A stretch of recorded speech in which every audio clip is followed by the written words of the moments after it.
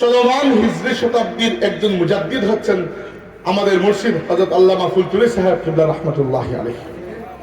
কি জন্য বলছি, বলার কারণ আছে, আমি আপনাদের কিছু কারণ বলতে চাই।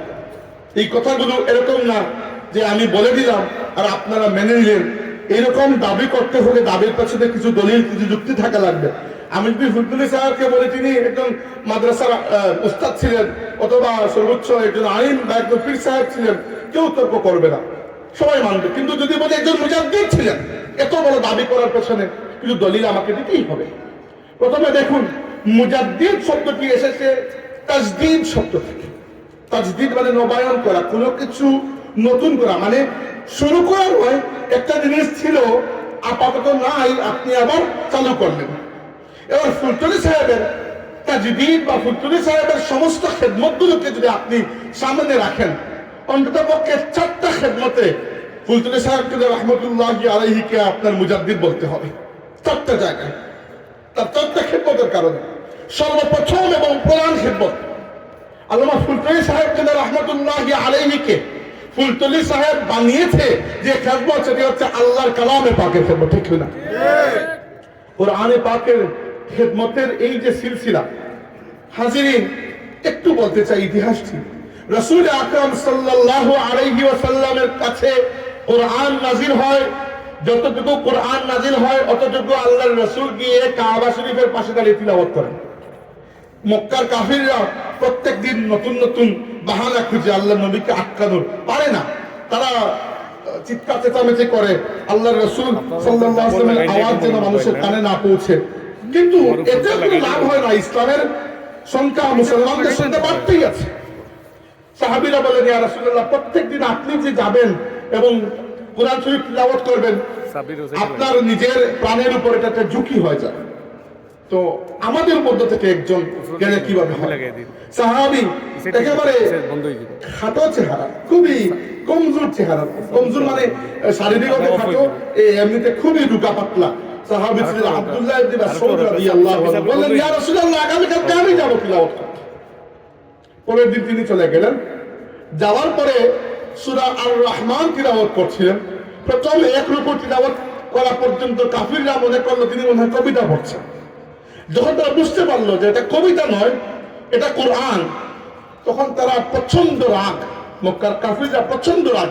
নবীকে তারা শারীরিকভাবে আঘাত করে নাই, ঠিক আছে, কিন্তু আব্দুল্লাহ ইবনে মাসউদ রাদিয়াল্লাহু আনহুকে তারা ছাড়লো না। মারতে মারতে আধমরা করে ফেলে দিল যে তোমার তো বড় সাহস, তুমি এসে এখানে কোরআন পড়ছো আমাদের সামনে, তোমার নবী হয়তো পড়েছেন, তুমি কোন সাহসে পড়েছো? সাহাবীরা এসে তাকে কোনো মতে তুলে নিলেন এবং তাকে বললেন যে আমরা এই জন্য চেয়েছিলাম তুমি না যেতে। কোন বড় পরিবারের কেউ একজন গেলে কাফিররা মারতে দুইবার চিন্তা করতো, তুমি গেছো, তোমার পরিবারও সেরকম বড় নয়, তোমাকে গায়ে হাত তুলতে কেউ দুইবার চিন্তা করবে না। কিন্তু এই অবস্থা আল্লাহর বান্দা বলে উঠলেন যে তাদের ওই আঘাত আমাকে আটকাতে পারবে না, ইনশাআল্লাহ আগামীকালকে আমি আবার যাবো এবং কাবা দাঁড়িয়ে কোরআন শরীফ তিলাওয়াত করব। এই যে কোরআন শরীফের প্রতি তার যে মহব্বত, এই মহব্বতের রংটা এভাবে ফুটে উঠলো যে আল্লাহর হাবিব সাল্লাল্লাহু আলাইহি ওয়াসাল্লাম বললেন, মান আহাব্বা আন ইয়াকরা আল কুরআন গাদ্দান কামা উনজিলা ফালইয়াকরা বিকিরাআতি ইবনে উম্মে আবদ। তার ডাকনাম ছিল ইবনে উম্মে আবদ। আল্লাহর নবী বললেন, যে ব্যক্তি এমন বিশুদ্ধ করে কোরআন শিখতে চায়, তিলাওয়াত করতে চায়, যেরকম বিশুদ্ধ করে আল্লাহ আমার কাছে নাযিল করেছেন, জিবরাইল নিয়ে এসেছেন, সেজন্য আমার সাহাবী আব্দুল্লাহ ইবনে মাসউদের কাছ থেকে তিলাওয়াত শিখে নেয়। এই আব্দুল্লাহ ইবনে মাসউদ রাদিয়াল্লাহু আনহু এবং আরো কিছু সাহাবা ছিলেন যারা কোরআনে পাকের সবচেয়ে বড় কারি হয়েছিলেন। সাহাবীদের মধ্যে সবাই কোরআন পড়েছেন, সবাই কারি হয়েছেন, কিন্তু কারিদের মধ্যেও তো বেশ কম আছে। তো সাহাবীদের মধ্যে কিরাতের দিক থেকে যে 5 জন সাহাবী সবচেয়ে বেশি মহারত লাভ করেছিলেন, একজন হচ্ছেন আমিরুল মুমিনিন উসমান ইবনে আফফান রাদিয়াল্লাহু আনহু, আরেকজন আমিরুল মুমিনিন আলী ইবনে আবি তালিব রাদিয়াল্লাহু আনহু, আরেকজন এই সাহাবী যার ব্যাপারে আল্লাহর নবী বলেছেন যার কিরাত জিবরাইলের কিরাতের মতো, আব্দুল্লাহ ইবনে মাসউদ রাদিয়াল্লাহু আনহু, আরেকজন উবাই ইবনে কাব রাদিয়াল্লাহু আনহু, যাকে তারাবির নামাজের ইমাম বানিয়ে প্রথম ওমর ইবনে খাত্তাব রাদিয়াল্লাহু আনহু তারাবির জামাত শুরু করেছিলেন, আর আরেকজন যায়েদ ইবনে সাবিত রাদিয়াল্লাহু আনহু মাত্র 28 বছর বয়সে, মাত্র 28 বছরের যুবক ছিলেন যখন তিনি কোরআন শরীফ সংকলন করেছিলেন নিজের হাতে আবু বকরের খেলাফতকালে। এই 5 জন সাহাবী ইলমে কিরাতের ক্ষেত্রে অত্যন্ত মহারত হাসিল করেছেন। এই 5 জন সাহাবীর কাছ থেকেই ইলমে কিরাত শিখেছেন পরের জেনারেশনের 2 জন তাবেঈ যারা এই 5 জনেরই ছাত্র। এর মধ্যে একজনের নাম ছিল আবু আব্দুর রহমান সুলামি, আর একজনের নাম ছিল জার ইবনে হুবাইস। এই 2 জনের ছাত্র হচ্ছেন ইমাম আসিম, ইমাম আসিমের ছাত্র হচ্ছেন ইমাম হাফস। এইভাবে কিরাতের যে সিলসিলা নিচের দিকে এসেছে, সেই নিচের দিকে আস্তে আস্তে এক সময় আমরা হঠাৎ করে পেয়ে যাই এমন একটা নাম, যে নাম হচ্ছে ইরকুসুস আল মিসরি। আর ইরকুসুস আল মিসরি ছাত্র হচ্ছেন হাফিজ আব্দুর রউফ করমপুরি, আর হাফিজ আব্দুর রউফ করমপুরি ছাত্র হচ্ছেন আমাদের মুর্শিদ আল্লামা ফুলতুলি সাহেব রাহমাতুল্লাহ আলাইহি। অর্থাৎ যে সিলসিলায় আল্লাহর রাসূলের সেই সাহাবীরা উপস্থিত, যে সাহাবী উসমান ইবনে আফফান, সাহাবী আলী ইবনে আবি তালিব, সাহাবী আব্দুল্লাহ ইবনে মাসউদ, সাহাবী যায়েদ ইবনে সাবিত, সাহাবী উবাই ইবনে কাব রিদওয়ানুল্লাহি আলাইহিম আজমাইন, এদের হাত ধরে ফুলতুলি সাহেব তথা আমাদের কিরাতের সিলসিলা হাবিবে খোদা রাহমাতুল আলামিন সাল্লাল্লাহু আলাইহি ওয়াসাল্লাম পর্যন্ত পৌঁছেছে। আর আল্লাহর হাবিবের মাধ্যমে, আল্লাহর হাবিব থেকে জিবরাইল আলাইহিস সালামের মাধ্যমে আমাদের এই কিরাতের সিলসিলা আল্লাহ তাবারাক ওয়া তাআলা পর্যন্ত পৌঁছে গেছে। এবার আমরা ফুলতুলি সাহেবের কিরাতের সিলসিলার বড়ত্ব বুঝতে পারলাম, কিন্তু তিনি কি কিরাতের এই সিলসিলার সনদ ঘরে নিয়ে বসেছিলেন? না, বরং আমরা দেখি আজ থেকে 80 বছরের উপরে হয়ে যাচ্ছে। 40-এর দশকে মক্কা শরীফে শেখ আহমদ হিজাজি মক্কি রাহমাতুল্লাহি আলাইহির কাছ থেকে ইলমে কিরাতের সনদ লাভ করে ফিরে আসার পরে ফুলতুলি সাহেব কিবলা রাহমাতুল্লাহি আলাইহি যখন পড়াতে শুরু করলেন মাদ্রাসায়, তখনও তিনি কোরআন শরীফ শিক্ষা দেওয়ার আলাদা কোনো ব্যবস্থা করেন নাই। ফুলতুলি সাহেবের একটা অভ্যাস ছিল, যে কোনো ওয়াজ মাহফিলে গেলে প্রথমে তিনি কোরআন শরীফ তিলাওয়াত করতেন, এবং কোরআন শরীফ তিলাওয়াত যখন করতেন মানুষ বিমোহিত হয়ে যেত, এরপরে তিনি বয়ান শুরু করতেন। এরকম বহু ঘটনা আমি শুনেছি আমার আব্বা চাচাদের কাছ থেকে, যে এক পাশে ফুলতুলি সাহেব তিলাওয়াত করছেন, অন্য পাশে অন্য কোনো মাসলাকের বড় আলিম উলামা বসে আছেন। যতক্ষণ তিলাওয়াত চলেছে ততক্ষণ পর্যন্ত এদের মনে হচ্ছে হাসির হচ্ছে না, এরা বিমুগ্ধ হয় আল্লামা ফুলতুলি সাহেবের তিলাওয়াত শুনতেন। আর এই তিলাওয়াতের প্রাতিষ্ঠানিক রূপদান শুরু হলো। ফুলতুলি সাহেব রাহমাতুল্লাহি আলাইহির কাছে আসলেন বদরপুরি সাহেবের খলিফা এবং অনেক বড় বুজুর্গ মৌলানা আব্দুল নূর গোরখাপনি রাহমাতুল্লাহি আলাইহি, এবং এসে ফুলতুলি সাহেবকে অনুরোধ করলেন যে আপনি যে কিরাত শিখে এসেছেন মক্কা শরীফ থেকে, আমাকে ওই কিরাত শেখানোর অনুরোধ করছি। ফুলতুলি সাহেব বললেন আমার তো সময় নাই আসলে। তখন তিনি বললেন, এদিন চলে গেলেন, পরের দিন আসলেন, এসে বললেন যে আমি আবার আপনার কাছে অনুরোধ করছি, আপনি কনসিডার করেন যে আমাকে ইলমে কিরাত শেখাবেন। ফুলতুলি সাহেব বললেন, আমি তো বলেছি হযরত আমার তো সময় নাই। তখন উনি বললেন যে আমি তো আর আমার নিজের ইচ্ছা আসি নাই, অনেক বড় জায়গা থেকে আদেশ পেয়ে আমি এসেছি আপনার কাছে। কি আদেশ? তখন আল্লামা আব্দুল নূর রাহমাতুল্লাহ আলাইহি বললেন যে আমি স্বপ্নে আল্লাহর হাবিব সাল্লাল্লাহু আলাইহি ওয়াসাল্লামের জিয়ারত লাভ করেছি, এবং আল্লাহর নবী সাল্লাল্লাহু আলাইহি ওয়াসাল্লামকে আমি বলেছি, ইয়া রাসূলুল্লাহ আমি কোরআন শরীফ তিলাওয়াত শুনবো আপনার কাছ থেকে। আল্লাহর নবী সাল্লাল্লাহু আলাইহি ওয়াসাল্লাম আমাকে নিজে কোরআন শরীফ তিলাওয়াত করে শুনিয়েছেন। এরপরে আমি রাহমাতে আলম সাল্লাল্লাহু আলাইহি ওয়াসাল্লামকে জিজ্ঞাসা করেছি, ইয়া রাসূলুল্লাহ এরকম তিলাওয়াত আমি শিখতে চাই। আল্লাহর হাবিব সাল্লাল্লাহু আলাইহি ওয়াসাল্লাম ডান দিকে ইশারা করেছেন, ফুলতুলি সাহেব আমি দেখতে পাই ডান দিকে আপনি বসে আছেন। এরপর থেকে এরপরে তো আর কোনো উম্মতের পক্ষে না করা সম্ভব নয়। এরপরে একটা সিদ্ধান্ত হলো যে আদম হাকি মাজার মসজিদে প্রত্যেক বৃহস্পতিবারে, ওইটা আসামে, প্রত্যেক বৃহস্পতিবারে ফুলতুলি সাহেব 1 ঘন্টা 1.5 ঘন্টা করে কোরআন শরীফের দাস দিবেন। তখন দারুল কিরাত প্রতিষ্ঠা হয় নাই, এর কিছু পরে দারুল কিরাত প্রতিষ্ঠা হয়েছে। দারুল কিরাত প্রতিষ্ঠা হওয়ার পরে আস্তে আস্তে গিয়ে ফুলতুলি সাহেব রাহমাতুল্লাহ আলাইহি রমজান মাসকে খাস করে দিয়েছেন কোরআনের মাস হিসাবে। আল্লাহ বলেছেন শাহরু রমাদান আল্লাযী উনজিলা ফীহিল কোরআন, আর এজন্য এই আয়াতের উপর কিয়াস করে, এই আয়াতের আলোকে ফুলতুলি সাহেব রাহমাতুল্লাহ আলাইহি রমাদান মাসকে কুরআনুল কারীমের খিদমতের জন্য খাস করেছেন। দারুল কিরাত প্রতিষ্ঠা হয়েছে, একটা ট্রাস্ট হয়েছে, এবং এই দারুল কিরাতের বর্তমানে পৃথিবীতে 11 থেকে 12 হাজার শাখা রয়েছে আলহামদুলিল্লাহ। এবং শুধু বাংলাদেশ নয়, বাংলাদেশে ইউরোপ মহাদেশের বিভিন্ন দেশে, শুধু ইউকেতে নয়, ইউরোপ মহাদেশের বিভিন্ন দেশে দারুল কিরাতের খেদমত রয়েছে। ইতালিতে রয়েছে, স্পেনে রয়েছে, ফ্রান্সে রয়েছে, পর্তুগালে রয়েছে, অন্যান্য দেশেও শুরু হবে। ইউকেতে তো আছেই, তারপরে আমেরিকায় রয়েছে, কানাডায় রিসেন্টলি আলিস্টার কমিটি হয়েছে, ওইখানে দারুল কিরাত শুরু হবে। আমার সাথে যোগাযোগ তারা করেছেন, দারুল কিরাতের খেদমত শুরু হবে। এছাড়া অন্যান্য দেশেও দারুল কিরাতের খেদমত, ভারতে, পার্শ্ববর্তী ভারতেও দারুল কিরাতের খেদমত রয়েছে।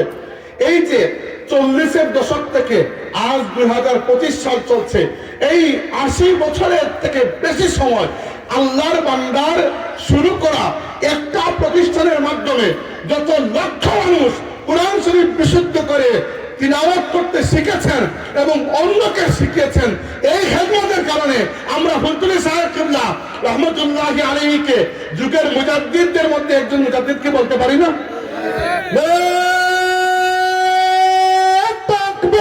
আল্লাহু আকবার, নারে তাকবীর, নারে রিসালাত, ইয়া রাসূলুল্লাহ, কোরআন সুন্নাহর আলো, ঘরে ঘরে জালো, কোরআন সুন্নাহর আলো।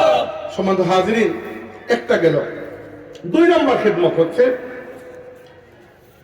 আমি যদি কোরআন শরীফের পরে হযরত ফুলতলি সাহেবের 2 নম্বর কোন খেদমতের কথা বলতে চাই, আমার মতে তিনি বাংলাভাষী মুসলমানদের রূহের ভেতরে, অন্তরের অন্তঃস্থলে আল্লাহর হাবিব সাল্লাল্লাহু আলাইহি ওয়াসাল্লামের তাজিব এবং মহব্বত ঢুকিয়ে দিয়েছেন। এবং এই ক্ষেত্রে ঢুকিয়ে দিয়েছেন বলতে আবার কেউ মনে করবে শিরক করে ফেলেছি আমি, ঢুকিয়ে দিয়েছেন আল্লাহ, কিন্তু ফুলতলি সাহেবকে এক্ষেত্রে আল্লাহ রাব্বুল আলামিন কাজে লাগিয়েছেন যে আল্লাহর ওলির মাধ্যমে এই খেদমতটা আল্লাহ আঞ্জাম দিয়েছেন। কিভাবে দেখেন, হযরত ফুলতলি সাহেব রহমতুল্লাহি আলাইহি সমাজকে, যুগকে যে অবস্থায় পেয়েছিলেন, আমরা সেই অবস্থায় পাই নাই। আমরা ফুলতলি সাহেবের পরের থেকে পরের জেনারেশন, আমি এসে এই মাহফিল সাজানো পেয়েছি এবং এই মাহফিলে আপনারা যারা বসে আছেন তাদের সামনে আমি আমার নবীর যত শান বয়ান করি, আপনার বিরক্ত লাগবে না, আপনি ওটা কোয়েশ্চন করবেন না।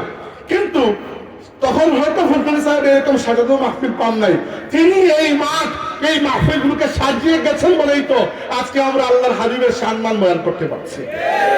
হাজিরিন,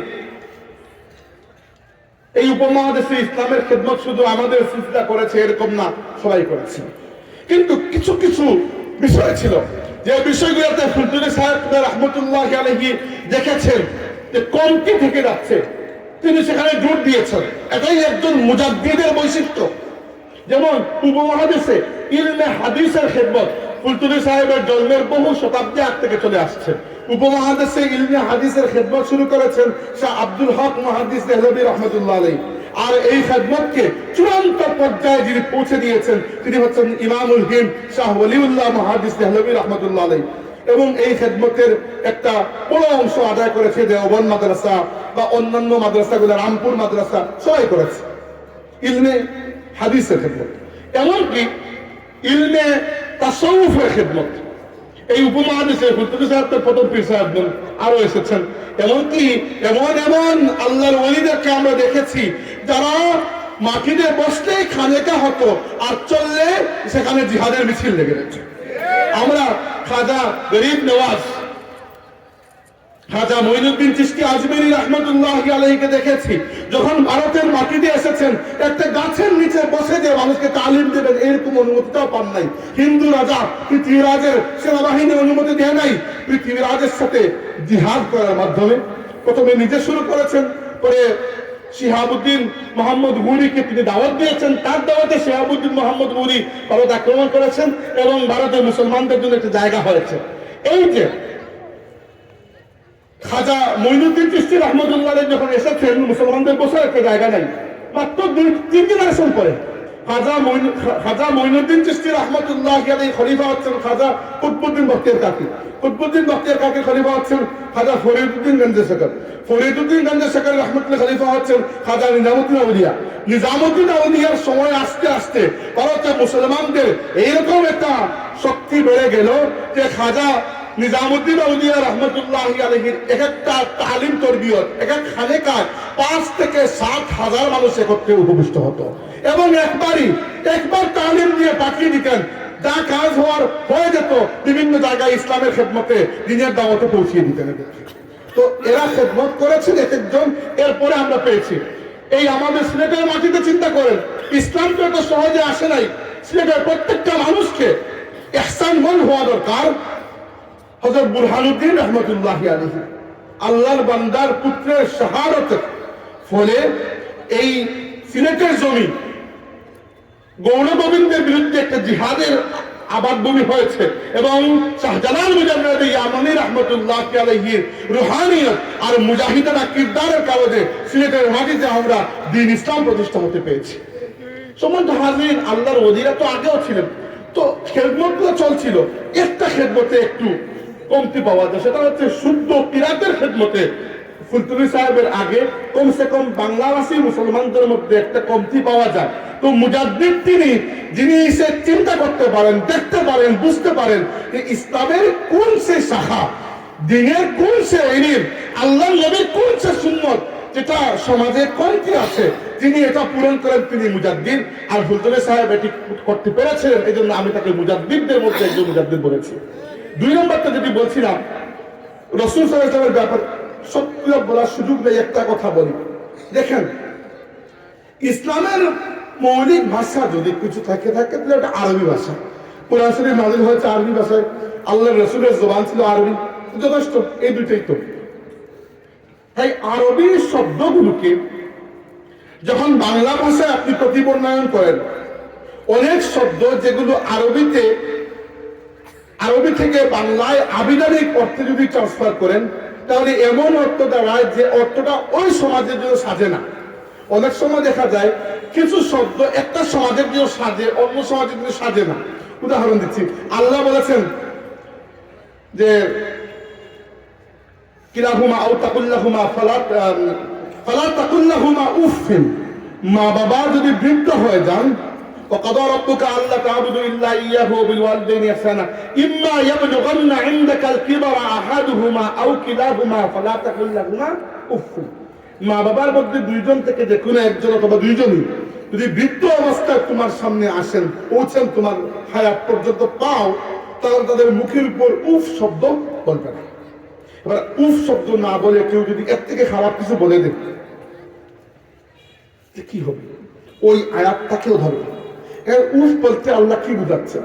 আল্লাহ বুঝাচ্ছেন যে ভাষায় যে শব্দ খারাপ, ওই শব্দ মা বাবার জন্য বলা যাবে না। হয়তো কোনো ভাষা হতে পারে উফ শব্দের অর্থ ভালো, বা অন্য কোনো শব্দের অর্থ খারাপ হতে পারে না। পৃথিবীতে কত ভাষা আছে। আল্লাহ বুঝাচ্ছেন যে বিরক্তি সূচক কোনো শব্দ ব্যবহার করবে না, এটা যত ছোট থেকে ছোট হোক না কেন।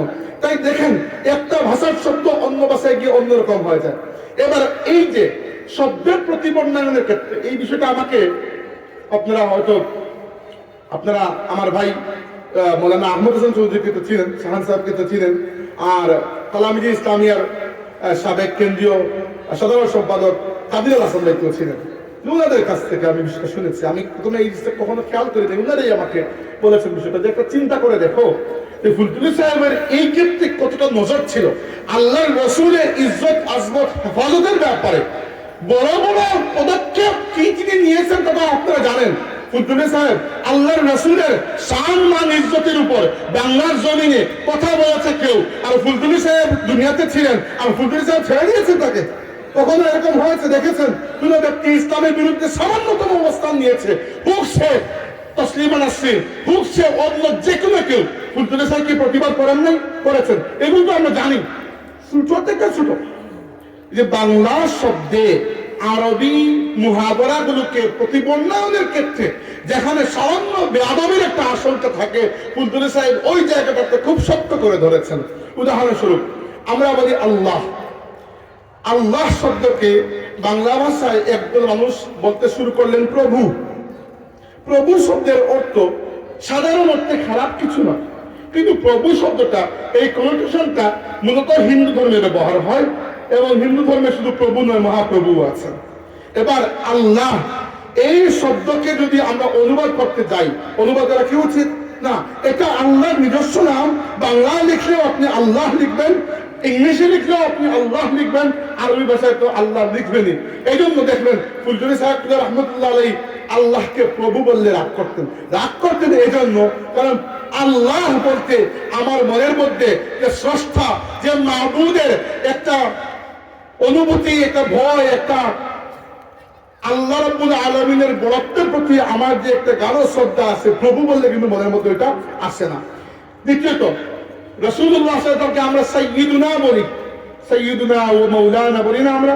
সাইয়্যিদ শব্দের অর্থ হয় নেতা, কিন্তু ফুতুনি সাহেব এরপরও রাসূল সাল্লাল্লাহু আলাইহি ওয়াসাল্লামকে নেতা বললে রাগ করতেন কিনা? রাগ করতেন কি জন্য? কারণ নেতা শব্দটি একটা দুনিয়াবি সম্মানের রেফারেন্স। নেতার মধ্যে হাজার ধরনের নেতা আছেন, কিন্তু তবুও নেতা বললে আপনার মনের মধ্যে একটা ফ্রেম রেডি হয়ে যায়, হয় না? আমি যদি বলি অমুক নেতা, তার মানে আপনি নিশ্চয়ই এই ধারণা করবেন না যে তিনি খুব তাহাজ্জুদ বুঝান। হতে পারেন তাহাজ্জুদ বুঝা, কিন্তু নেতা বললে প্রথমেই তো তাহাজ্জুদ বুঝার মানুষের মাথায় আসে না। আমি যদি বলি নেতা, আপনি এটা ধারণা করবেন না যে তিনি খুব ধরেন বড় আলিম, নাও তো হতে পারে। নেতা বললে কিন্তু এটা ধারণা করবেন যে তিনি একটা জাতির নেতৃত্ব দিয়ে থাকেন। তাই এবার দেখেন, নেতারে যদি হিসাব করেন, আপনি বাংলাদেশের হিসাব করেন, শেখ মুজিবুর রহমান ধরেন, জিয়াউর রহমান ধরেন, খালেদা জিয়া ধরেন, শেখ হাসিনা ধরেন, নেতাদের চরিত্র, বৈশিষ্ট্য, লেভেল সবকিছু আপনারা জানেন। কিন্তু আল্লাহর রাসূলকে নেতা বানিয়ে আমি যদি উচ্চারণ করি, তাহলে আল্লাহর নবীর সম্মানটিকে আমি প্রকৃত আল্লাহ যে জায়গায় সম্মান দিয়েছেন ওই জায়গায় রাখছি না নিচে নামাচ্ছি। কারণ আমি দুনিয়াতে উদাহরণ দিচ্ছি, যিনি সুপ্রিম কোর্টের চিফ জাস্টিস, তাকে আমি যদি এনে সিলেট জেলা কোর্টের চিফ জাস্টিস, জেলা কোর্টের জজ বানিয়ে দেই, এটা কি তার সম্মানের হানি নয়? হানি। যাকে আল্লাহ তাবারাকা ওয়া তাআলা তার রাসূল বলেছেন, কোরআন শরীফের সূরা ফাতহের মধ্যে আল্লাহ বলেছেন মুহাম্মাদুর রাসূলুল্লাহ, মুহাম্মদ সাল্লাল্লাহু আলাইহি ওয়াসাল্লাম হচ্ছেন আল্লাহর রাসূল। যিনি আল্লাহর রাসূল, তাকে আপনি দুনিয়াবি কোনো টাইটেল দিয়ে নিচে নামাতে পারেন না। এই জন্য যদিও সাইয়্যিদ শব্দের আভিধানিক অর্থ হয় নেতা, কিন্তু যেহেতু বাংলা কালচারে নেতা শব্দটি এত কোনো সম্মানের বিষয় না, বরং মানুষের অনেক কমপ্লেইন থাকে নেতাদের ব্যাপারে। তাই ফুদ্দুলি সাহেব রাহমাতুল্লাহ আলাইহি আল্লাহর হাবিবের সম্মানের দিকে খেয়াল করে আল্লাহর হাবিব সাল্লাল্লাহু আলাইহি ওয়াসাল্লামকে নেতা বলতে রাগ করতেন। এমনকি কোরআন শরীফকে সংবিধান বলতে ফুদ্দুলি সাহেব নিষেধ করতেন। মনে আছে, মুরব্বীদের মনে আছে, হয়তো তরুণরা হয়তো অনেকে শুনেন নাই। কি জন্য? সংবিধান কোনো খারাপ জিনিস তো নয়, ভালো জিনিস। আরবি ভাষায় বলা হয় দাস্তুর। কিন্তু পুরো কোরআনের মধ্যে আল্লাহ পাক খুদ কোরআনকে কোনো জায়গায় দাস্তুর বা সংবিধান বলেন নাই। একটা যুক্তি। 2 নম্বর যুক্তি হচ্ছে, পৃথিবীর কোন দেশের সংবিধান অপরিবর্তনীয় নয়, সবগুলোই পরিবর্তনীয়। হয় সুপরিবর্তনীয়, বাংলাদেশের মতো, যিনি আসলেন ইচ্ছা মতো পরিবর্তন করলেন, নইলে দুষ্পরিবর্তন নিয়ে একটু কসরত করতে হয়, কিন্তু পরিবর্তনীয়। দ্বিতীয়টা হচ্ছে, সংবিধান শুধুমাত্র আইনের উৎস, অন্য কিছু নয়। কিন্তু কোরআন শরীফ শুধু আইন নয়, আকীদা, আইন, আখলাক সবকিছু। তাই কোরআন শরীফকে যদি আপনি সংবিধান বলেন, এখানে সংবিধান শব্দ যদিও খারাপ নয়, কিন্তু কোরআন শরীফকে সংবিধান বললে আপনি কোরআন শরীফের ফ্রেমটাকে, মর্যাদার ফ্রেমটাকে নিচে নামিয়ে এনে লক করে দিয়ে দিলেন। কিন্তু কোরআন শরীফের মর্যাদা এরকম যে দুনিয়ার তাম সংবিধান পরিবর্তন হতে পারে, কিয়ামত পর্যন্ত আল্লাহ কিতাবের একটা হরফও পরিবর্তন হবে না। এমনকি হরফ বলতে মনে হয়ে গেল, হুজুর সাহেব তো কোরআন শরীফের একটা হরফ হয়ে আবারও ছাড় দিয়েছিলেন, মনে আছে আপনাদের মুরব্বীরা? এই তর্ক এখন আর অবসলিট হয়ে গেছে। অর্থাৎ ফুলজুলি সাহেবের এই খেদমতকে আল্লাহ এত কবুল করেছেন যে এখন আর এই তর্ক করারই দরকার নেই। নইলে আমি বলতাম, ইচ্ছা করে বলছি না, দরকার নেই। নইলে কোরআন শরীফের একটা হরফ, এবং যে হরফ আরবি ভাষার কি বলবো, আরবি ভাষার সৌন্দর্য আপনারা জানেন না হয়তো অনেকেই, যে আরবি ভাষাকে বলা হয় লুগাতুদ দাদ, দাদের ভাষা। কারণ দাদ এমন একটা কঠিন হরফ, যে হরফটা পৃথিবীর অন্য কোনো বড় ল্যাঙ্গুয়েজের মধ্যে এইরকম কঠিন উচ্চারণ নাই। এবং বর্তমান পৃথিবীতে জিন্দা ভাষাগুলোর মধ্যে এমনও ভাষা আছে যে ভাষায় মাত্র কয়েকশো মানুষ কথা বলে, উপজাতি বা এরকম। কিন্তু আমি বলছি ইন্টারন্যাশনাল ল্যাঙ্গুয়েজ যেগুলো আছে, এর মধ্যে কোনো ল্যাঙ্গুয়েজে বাদ বা বাদের আশেপাশে এত কঠিন উচ্চারণ নাই, এরকম হরফই নাই। তাই আরবি ভাষার সৌন্দর্য হচ্ছে বাদ। আরবি ভাষার আরেকটা নাম হচ্ছে লুগাতুদ বাদ, বাদের ভাষা। আর এই দোয়াদ হরফের উপর অনেক ইতরাজ ছিল উলামায়ে কেরামের মধ্যে একদলের। তাই ফুলতুলি সাহেব রহমতুল্লাহি আলাইহি যেহেতু তার উস্তাদ শাইখ আহমদ হেজাজি মক্কি রহমতুল্লাহি আলাইহি তাকে কোরআন শরীফের সনদ দেওয়ার সময় বলেছিলেন, বাবা যা নিয়ে যাচ্ছ তা আমানত এবং আমানতকে রক্ষা করবে। এই আমানতের মধ্যে পুরো কোরআন নয়, একটি সূরা নয়, একটি আয়াত নয়, একটি শব্দ নয়, একটি হরফকে ফুলতুলি সাহেব কিবলা মানুষের বুকে বিকৃত হতে হবে এরকম মেনে নেন নাই। এখন দেখেন, এখন বাদ নিয়ে আলোচনা করার দরকারই নাই, সমাজ পাল্টে গেছে আলহামদুলিল্লাহ, পাল্টে যাওয়া যায়। এরপরে দেখেন মিলাদুন নবী বিষয়টা নিয়ে চলে আসেন। মিলাদুন নবী কন্টেস্টেড বিষয়, আপনাদের মনে হতে পারে এটা ঝগড়ার বিষয়, আমার তো কোনোদিন ঝগড়ার বিষয় মনে হয় না। ঝগড়ার বিষয় নয়, হ্যাঁ ঝগড়ার বিষয় তখন হবে যদি আপনি এটাকে ফরজ বানিয়ে দেন, যে মিলাদুন নবী পালন করেছে কাফির, এরকম যদি কিছু বলে দেন তাহলে তো সমস্যা, ঝগড়ার বিষয়। কিন্তু যারা জায়েজ বা মুস্তাহসান হিসাবে মাহফিলে মিলাদ পালন করেন, আমরা করি এবং গর্বের সাথে করি, এবং আলহামদুলিল্লাহ একটা জায়েজ বা মুস্তাহসান বিষয়ের জন্য যতটুকু দলিল লাগে অতটুকু দলিল আমাদের কাছেও আছে। কিন্তু ফুলতুলি সাহেব এখানে দলিল বা এগুলোর উপর মূলত ফোকাস করেন নাই, বা এরকম করেন নাই যে অন্য দল করছে না আমি করি, কখনো তার টার্গেট এটা ছিল না। তার টার্গেট ছিল এটা যে মিলাদুন নবীর মাস বা মাহফিলে মিলাদুন নবী একটা উপলক্ষ, এই উপলক্ষকে কেন্দ্র করে আল্লাহর হাবিবের সম্মানের আলোচনা হবে, আল্লাহর হাবিবের জীবন নিয়ে কথাবার্তা হবে, মাহফিল হবে, মানুষ জানবে, আর যত আল্লাহর রাসূলের নূর এই সমাজে ছড়িয়ে পড়বে সমাজ তো আলোকিত হয়ে যাবে। মাহফিলে মিলাদুন নবীর পিছনে ফুলতুলি সাহেবের মূল টার্গেট ছিল এটা, এরকম না যে অমুক করতেছে না তাহলে তো আমি করি, এই পেশালের মধ্যে ফুলতুলি সাহেব কখনো জান নাই।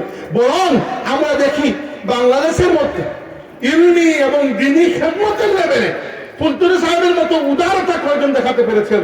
যখনই ইসলামের উপর নাস্তিক মুরতাদ বেঈমানদের তরফ থেকে আঘাত এসেছে, সমস্ত মাসলাকের উলামায়ে কেরামকে দিয়ে ফুলতুলি সাহেব সেটা আন্দোলন করেছেন কিনা মুরব্বিয়ানে কেরাম এটা সাক্ষী আছে। তো আল্লাহর রাসূলের শান মান ইজ্জত আজমতকে বাংলাভাষী মুসলমানদের কাছে মুখে মুখে অন্তরে অন্তরে পৌঁছে দেওয়ার যে একটা মহান খেদমত আল্লাহর ওলি আদায় করেছেন, এবং আল্লাহর হাবিবের সম্মানের একজন পাহারাদার হয়ে তিনি সারা জীবন লড়াই করে গেছেন। এই জন্য ফুলতুলি সাহেবকে কি আমরা মুজাদ্দিদ বলতে পারি না? দুইটা গেল, 3 নম্বর আসেন, 4টা বলে শেষ করব। 3 নম্বরটা হচ্ছে যে ফুলতুলি সাহেব রাহমাতুল্লাহ আলাইহি খুব স্পষ্ট করে সমাজকে দেখতে জানতেন, কারণ আমাদের সিলসিলার বুজুর্গদের মধ্যে সামাজিক রাজনৈতিক চিন্তার একটা বিষয় আমরা দেখতে পাই। শাহ ওলিউল্লাহ মুহাদ্দিস দেহলভী রাহমাতুল্লাহ এত বড় রাজনৈতিক চিন্তক ছিলেন, এত বড় সমাজ চিন্তক ছিলেন, এত বড় দার্শনিক ছিলেন। তাই আমাদের সিলসিলার মধ্যে এগুলো আছে আলহামদুলিল্লাহ। তো ফুলতুলি সাহেব রাহমাতুল্লাহ আলাইহি বুঝতে পেরেছেন যে দিনের খেদমতের জন্য একটা জায়গায় গিয়ে খালি ওয়াজ করে আসাই শেষ কথা নয়। ওয়াজ খুবই ঠুনকো বিষয়, আজ মানুষ শুনবে কাল কথা ভুলে যাবে, কিন্তু একটা অনাবাদী জায়গায় গিয়ে প্রথমে মসজিদ, সাথে বক্তব্য, এরপর আস্তে আস্তে ছোটখাটো হিফজ মাদ্রাসা থেকে দাখিল মাদ্রাসা থেকে আলিম ফাজিল কাবিল হয়ে এই মাদ্রাসা যখন এক একটা এলাকায় প্রতিষ্ঠা হয়েছে, এক একটা এলাকা এক একটা মাদ্রাসার মাধ্যমে আবাদ হয়ে গেছে। আপনি দেখেন ফুলতুলি সাহেবের মাধ্যমে অন্তত পক্ষে ওই দিন ফুলতুলিতেও শান সাহেব বলেন যে সংখ্যাগুলো আমি ভুলে গেছি, এই মুহূর্তে মনে পড়ছে না, সিলেট বিভাগে অন্তপক্ষে 370 থেকে 400 বা 450 মতো মাদ্রাসা, যেগুলো উচ্চ মাদ্রাসা, এমন নয় যে প্রাইমারি মাদ্রাসা, উচ্চ মাদ্রাসা, এই সিলসিলার এই ফুলতুলি সাহেবের মুরিদিন মুহিব্বিনদের মাধ্যমে আজ জিন্দা আছে আলহামদুলিল্লাহ। আজকের এই যুগে ইলম শূন্যতা, আমল শূন্যতা, আখলাক শূন্যতা, ইমান শূন্যতার দিকে আমরা যাচ্ছি।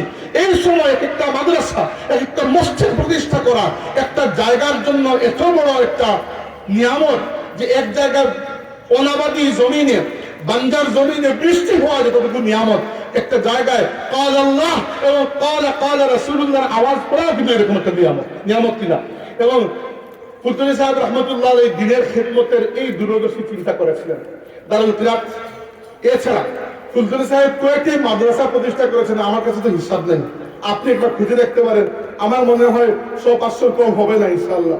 এতগুলো মাদ্রাসা প্রতিষ্ঠা করেছেন শুধু বাংলাদেশে নয়, এমন জায়গায়, ইউরোপে, আমেরিকায়, এমন জায়গায়, এবং এই যে চারাগাছ তিনি রোপণ করে গিয়েছিলেন, ওই চারা গাছ শুকিয়ে যায় নাই, আজ ওই চারা গাছ বটগাছে পরিণত হয়েছে। ইউরোপের বিভিন্ন জায়গায় আমাদের ভাইয়েরা, আমাদের সিলসিলার ভাইয়েরা সাহেবুল্লাহ মুরিদিন মুহিদ্দিনরা গিয়ে মসজিদ প্রতিষ্ঠা করেছেন, দারুল কিরাত প্রতিষ্ঠা করেছেন, এবং এক একটি মসজিদ ওই কুফফারদের ভূমিতে এক একটা বিশাল বিশাল বড় বড় শহরকে আবাদ করে রেখেছে। বিভিন্ন জায়গায় দারুল কিরাত আছে। উদাহরণস্বরূপ আমি ইতালি, ফ্রান্স বা স্পেনের কথা বলতে পারেন।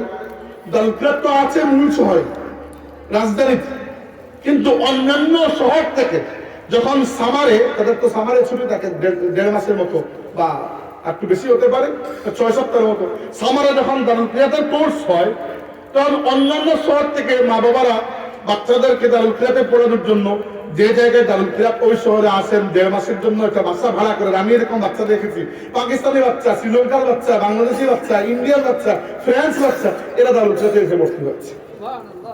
এই যে খেদমত, দেখেন একটা মসজিদ, মুসলমানের সমাজ মসজিদ মাদ্রাসা ছাড়া কি কল্পনা করা যায়? মসজিদ মাদ্রাসা ছাড়া আপনি সমাজ টিকাতে পারবেন কোন জায়গায়? পারবেন না। এই জন্য 10টা মাহফিল, 15টা মাহফিল, 20টা মাহফিল, মাহফিলের পরে মাহফিল, একটা এলাকায় এক এলাকায় এত মাহফিল, এত মাহফিল, তার চেয়ে বরং এলাকার মসজিদ মাদ্রাসাগুলোর দিকে বেশি করে আপনারা ফোকাস করুন। দেখেন ইসলামী শিক্ষার প্রতি এই রাষ্ট্র এতটা যত্নবান নয়, কিন্তু খালি আওয়ামী সরকার, যে সরকারই আসুন ইসলামী শিক্ষার প্রতি সবাই একটা নাক শিক্ষানোর ভাব থাকে না, একটা সবসময় ছিল। একবারে কুদরতি খুদা শিক্ষা কমিশন মুজিবের সময় থেকে শুরু করে আজকের দিন পর্যন্ত ইসলামী শিক্ষার খুব পরম বন্ধু কাউকেই পাই নাই। দুই একজন হয়তো দুই একটা সময় চেষ্টা করেছিলেন ব্যক্তিগতভাবে, নইলে ইসলামী শিক্ষাকে এই দেশের আলিম উলামা নিজের ঘাম রক্ত এক করে এগিয়ে নিয়ে গেছেন। এই দেশে স্কুল, কলেজ, বিশ্ববিদ্যালয় যতটুকু সরকারি রাষ্ট্রীয় পৃষ্ঠপোষকতা পায়, মাদ্রাসা কি এরকম পায়? কখনো পায় না। তো মাদ্রাসাগুলো কিন্তু আমরাই চালাই, অর্থাৎ আমাদের ভাইয়েরাই তো চালান। আর আজকের যুগে আমি কোনো জায়গায় শুনি যে ভাই আমি আপনার ক্লাসমেট বুরকির বড় হুজুরের কাছে একসাথে দাওয়া দিয়েছিলাম, এখন কি করেন যে এখন একটা মাদ্রাসা আমরা প্রতিষ্ঠা করেছি। এত খুশি লাগে শোনার পরে। আলহামদুলিল্লাহ, একটা মানে আপনি একটা মাদ্রাসা প্রতিষ্ঠা করেন নাই, আপনি কয়েকটা প্রজন্মকে আলোকিত করার ব্যবস্থা করে দিয়েছেন। তো এই জায়গায় আমি মানে অন্য অনেক মুজাদ্দিদদের সাথে ফুলতলি সাহেবুল্লাহকেও এই জায়গায় মুজাদ্দিদ মনে করতে চাই যে ইসলামের খেদমত তিনি শুধুমাত্র একটা মাঠে গিয়ে চিৎকার করে আর নিজের নাম শহরত ফুটিয়ে বাড়িতে জিন্দাবাদ নিয়ে বসে থাকেন নাই। যে জায়গায় গিয়েছেন, এখন তো রাস্তাঘাট ভালো হয়েছে, আমরা কোনো জায়গায় মাহফিলে যাই, যত রাত হোক বাড়িতে ফিরে যাই বা বাসায় ফিরে যাই। ফুলতলি সাহেব তো এসে থাকছেন বিভিন্ন জায়গায়, থাকছেন না সাহেবের